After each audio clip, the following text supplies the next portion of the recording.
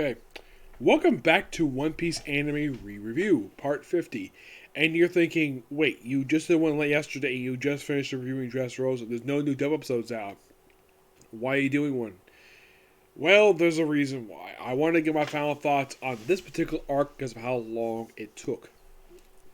Because the first part for this one was released like a year ago. Yeah, it was released like a year ago when the dub was released for this season of One Piece. It took pretty much almost like an entire year for this dub to finally finish. And it started late last year and it just finished up. The final part was released just last week. Now, my final thoughts on this particular arc is that I think that, in my opinion, the voice actors for this particular season did a fantastic job. It was nice to hear Doflamingo's pretty much his Funimation voice actor. Seems like he had a blast doing this particular thing. Now, I have not spoken to him at all. I've never met Doflamingo's voice actor. I have met a handful of people who've actually worked this particular series. In particular, the story arc of the Straw Hats. I officially have met two of them. I met Christopher Sabat 2 years ago before they even started dubbing this particular arc. And I met Lucia Christian just 2 months ago. Excuse me, actually, it was more like 3 months ago at Comic-Con. Yep.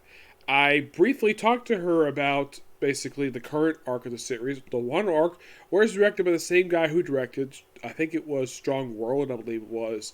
Yeah, the same guy who directed that movie directs this current arc of the anime. Dressrosa, and I've talked to some people about it, like Mike McFarlane. I talked to him on Twitch. He loves this particular arc. I did ask him what's his favorite arc in the series, even though he did love this particular arc that at the time when they were dubbing this. But his favorite arc, and I agree with it, probably one of the best arcs of the whole series, Enies Lobby. I did also ask him, did he enjoy voicing Buggy? And he said, yes, in small bursts. yeah, because Buggy's a fun character. And it was nice to have Kyle Herbert come back as Gang Benj. First time he's actually played the character since the Saba Odie arc. I did mention to him that he does come back, this character does come back for Whole Cake. But I mentioned to him on his Twitch channel. Yes, Kyle Herbert has got a Twitch channel. And I've talked to him about basically Gang Benj, and I didn't talk about Cobra, though. He's also the voice of King Cobra, who appeared in Alabasta arc. And, of course, I did briefly mention to him that both his characters do come back. In the case of Gang Benj, he came back in Whole Cake. In the case of Cobra, he came back in the Reverie arc. Which, yes, is indeed true. And I'm looking forward to basically the dubbing of basically those three princesses. Like, it'd be so awesome. Yep. And one thing I thought was really weird about this particular story arc, and as far as I can tell, they didn't really explain exactly why in the world that they did this. Where, for the Straw Hat Grand Fleet, like, one of the commanders, who happens to be a giant, for some reason, I'm not really sure exactly why they decided to change his name, but they did. It's by far one of the most baffling things.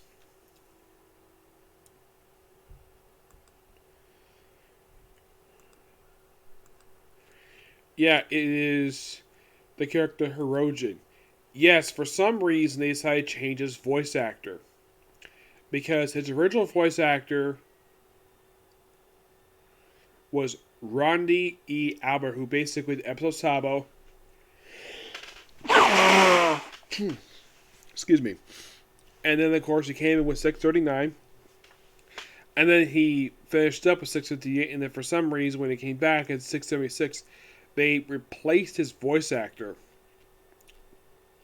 I'm not really sure why. As far as I can tell for One Piece, he is also by far one of two characters in One Piece to have the voice actor changed. The other, of course, being Sabo. Sabo was originally voiced by Vic Manalia. He was the original voice actor for Sabo. They replaced him later on with Johnny M. Bosch because of those alleged sexual harassment allegations that came out 3 years. That was out about 3 years ago. So they placed it. Now, the first time Johnny and Bosch voiced Saba was actually in One Piece Stampede, which I did see in theaters. Great movie. Highly recommend see it.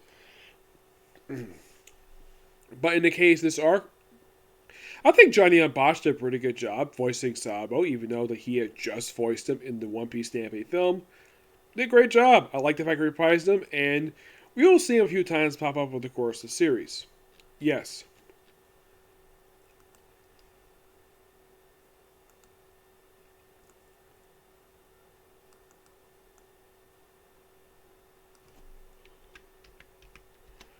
Yeah, if I get a chance to talk to Chris Guerrero again, I'm gonna ask him why the heck did what? Now I have nothing against Chris Guerrero at all. He's one of my favorite voice actors. He's voiced one of my favorite characters. Oh, he's my favorite character in Overlord, Ainz.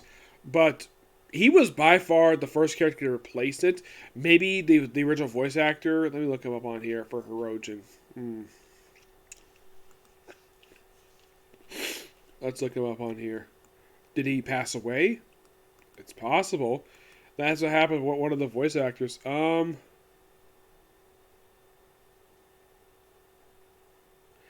it was a contract thing? It's possible. Yes. It may have been a contract thing because for some reason they replaced him. Yeah. As far as I can tell, they did not really give an explanation of why they replaced him.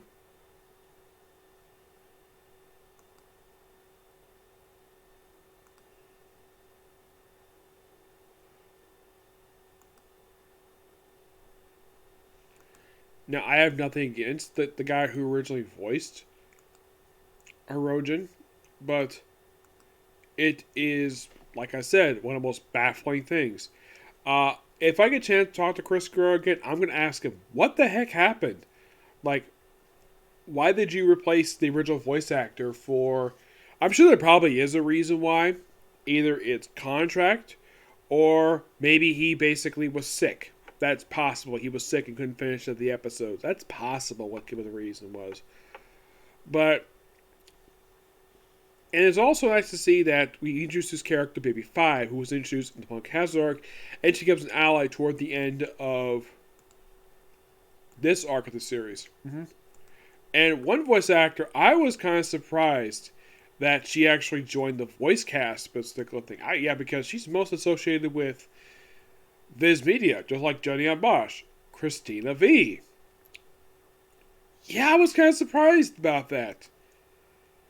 I mean, I have nothing against what she did. She did an excellent job voicing Viola. Made her as beautiful as ever. Like, make her sound like a very beautiful woman. Rebecca, of course, is voiced by Christine Marin Caros, who is Filipino. And she's been acting only for like 11 years. And I believe she's the star. Oh, she's a side character for...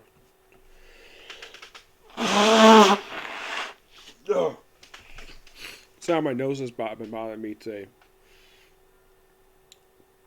Oh yeah, she's the voice of Shimmy from The Exorcist. Yeah, maybe it's because I have a personal theory of why these two decided to join the Funimation dub, this particular dub.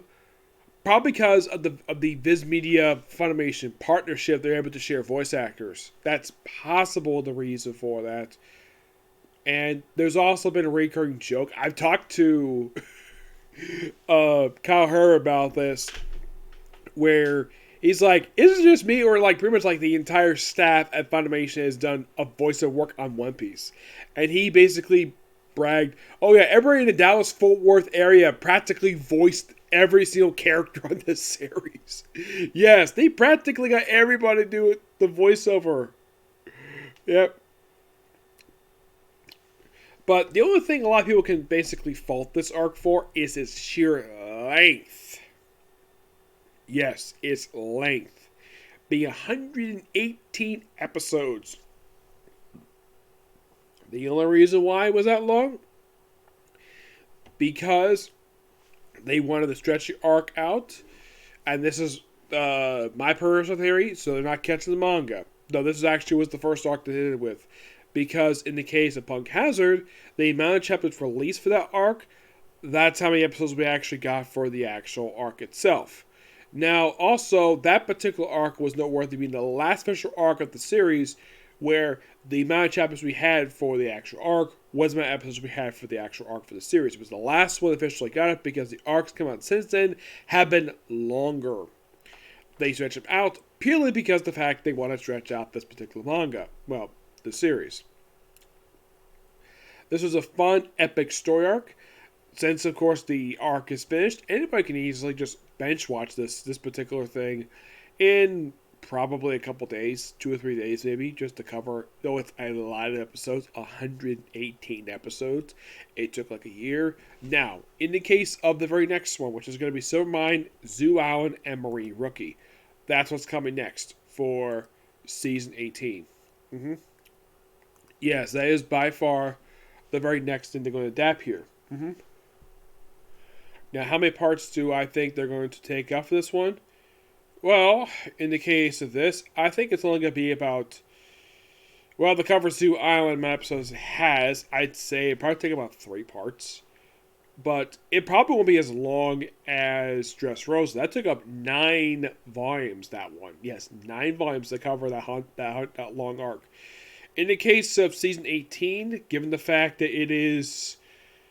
Let's see, I think it's like a good... like 36 episodes, I believe it is. Yeah, 36 episodes. Even though the last 3 are in fact anime original. Yes. So, I kind of predicted this will be about 4 parts. Given the fact that it's like 36 episodes. Yeah.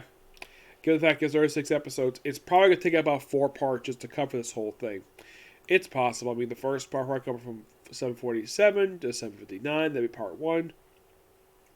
Part 2 be 760 to 772. And part 3 probably cover the rest. So actually be 3 parts.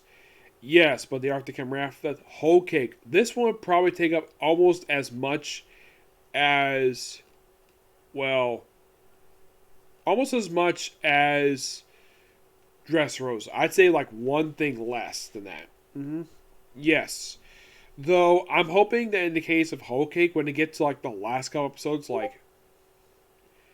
Because the actual arc itself for Whole Cake in the anime, it is roughly about... I think it's like 95 episodes, I believe it is. Yeah, it's like 95. With starting at episode number 783 and not officially wrapping up until episode number 877. So it'll probably be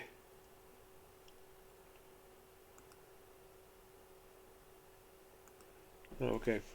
Yeah, so it'll probably be at least 9 parts of that one. It's possible. Mm-hmm. But in the case, next one, only 3 parts. Probably won't take very long.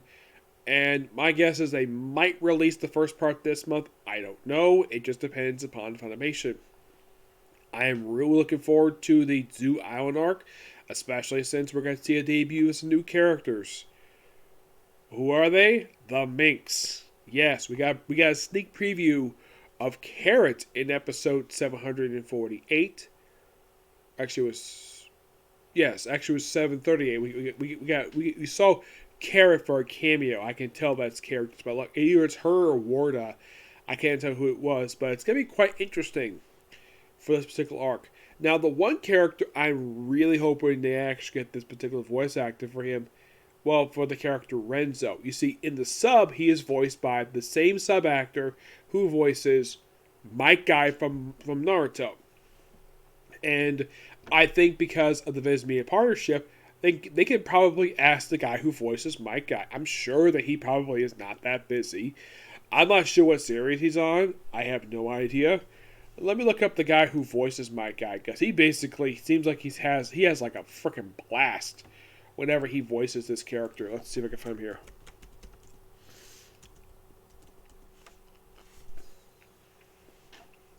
Mike Guy is voiced by...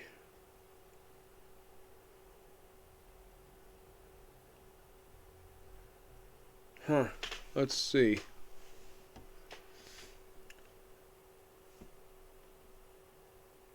Skip Sarent? I don't see why not. I mean, the guy's still active in voice acting. I don't think he would have a problem basically playing this character. Not really, no.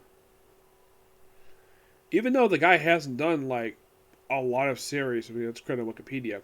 Give a lot more, but yeah. So outside of basically doing Naruto, he did Mobile Suit Gundam, the Zero MS team. He's done Street Fighter. He's done a handful of series, but oh yeah, he did work on one episode of Trigun. But I would not mind hearing him. Besides, it seems as though the actual voice actor for Renzo, who, like I said, also voices, well, my guy, seems like he has a good time. And this would be a perfect character for him to do, especially since the face looks very similar to my guy. Even though it's not as handsome as the one from not as handsome as my guy, but same style face. I mean, why not? We do have people who worked on both series in this particular series. Like, one good example of this is Kyle Herbert, voicing the characters of Benj and King Cobra. In Naruto, he's the voice of Kiba. I don't see why not, especially it's also Todd Heppercorn also does the series too, so why the heck not? That's just my thing anyways. Yeah, in the case of what else I can see, it's basically, even though Zoo Island itself is mostly there, people would see it as a setup for the next two major story arcs in the series, Whole Cake and Wano. It does not set Reverie. Reverie was something that's building up since the end of, I would say this has been building up since like the time skip. They're building up the Reverie one. But it does have the next two major story arcs, and Reverie comes in the middle of that. But it's still a really good story arc, and it does introduce characters who do play a big role in Wano. Excuse me, I'm looking forward to it. Yes. Okay, so yes, that's it for particular review. Stay tuned for my Comic Corner, which basically that'll be next. And I'm really hoping I might get a chance to do this tonight, because I did just finish reading book 3 for the series, Restaurant to Another World. Yes. I'm hoping to do a couple episodes of that tonight, okay? So next video. Bye.